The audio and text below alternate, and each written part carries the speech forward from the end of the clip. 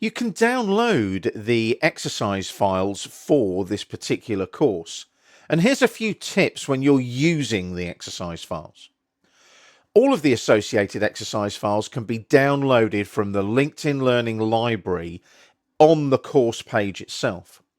And all of those DWG files, the exercise files, are saved in an AutoCAD 2013 DWG file format.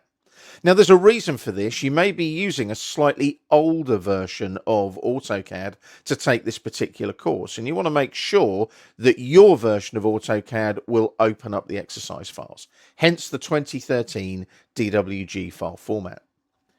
I will let you know what file you need to use for each video. I'll normally mention it at the beginning of each video, making sure that you've got that particular exercise file open in AutoCAD.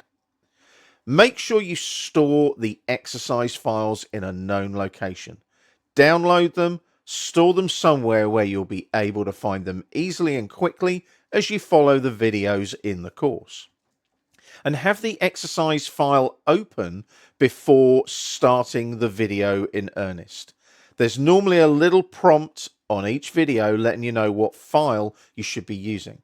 So check that first. Make sure you've got the appropriate file open, and then just confirm it by listening to me, and I'll let you know what file you need to use for each video as well. So you can kind of double check that you've got the right file open when you're working through the videos in this course.